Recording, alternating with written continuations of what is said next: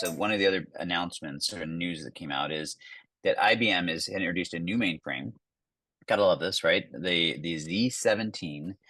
And how many articles have we written about the mainframe being dead? And I've been a proponent of the fact that mainframe isn't dead and won't be dead for a very long time, for a while. Um, and we talked a little bit over the last couple of years about, could this be a home for AI? Well, I think what's interesting is that this is, first of all, IBM is bringing this market specifically targeting it as a platform for AI workloads. And I think it's going to find in some quarters anyway, a welcome, uh, a welcome reception here, because I think we're seeing a move towards, and this is broader, right? Goes back to the cloud workload repatriation question, right? Is that anything running in the cloud is expensive or can be expensive if it's highly transactional. And so you have to ensure that there's enough use case here for the elasticity and all of those needs. And when there's not, it makes sense to run this on owned assets, right?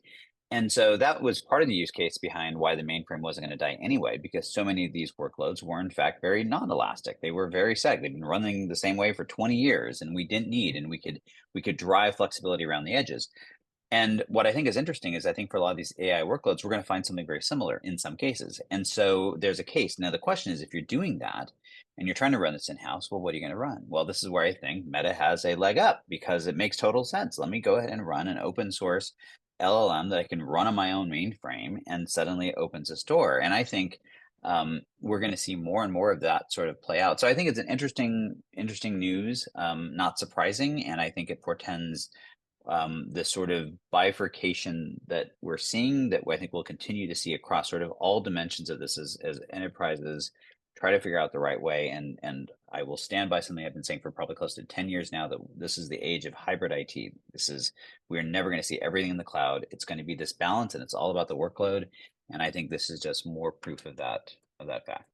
Yeah, and at the most fundamental level, models and make it easier to automate transactions. So it makes all that much more important to support highly efficient transactions at scale. And obviously, that is what the mainframe is fantastic at. It is a box, you put it out there, and it will manage at parallel. Massively parallel, ease of transaction work flow through. And that's exactly what you're going to need in an AI world.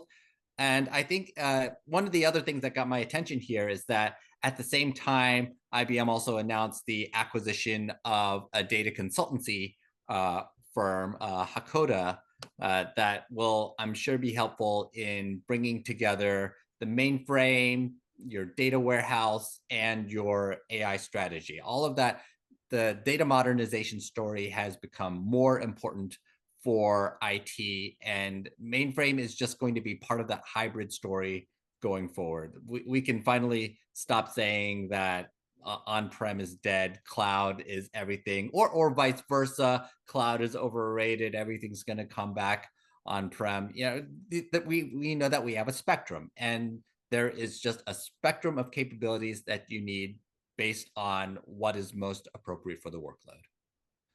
Yeah, it's interesting you say it, because I think if I look at the major trend lines over the last, say, 10 years or so, what we have big data, we have cloud, we have digital transformation, we have modernization, and now we have AI.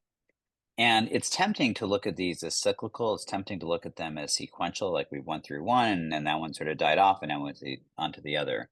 But as we'll keep talking about here through the rest of the show, none of them have gone away. None of them are quote unquote done. And I would argue, I cut my teeth on digital transformation. That's where I sort of made my name for the last 10, 15 years.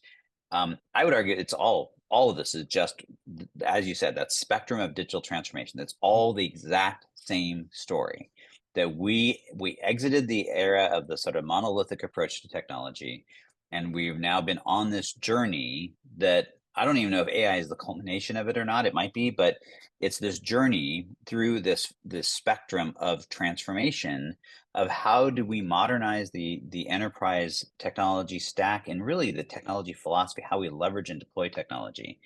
And it's sort of like every step becomes both more illuminating and more complex. and so it gets tougher. And so I think that's what we're really seeing through this. And so to me, these are all part of the same story, which is why I love talking about them.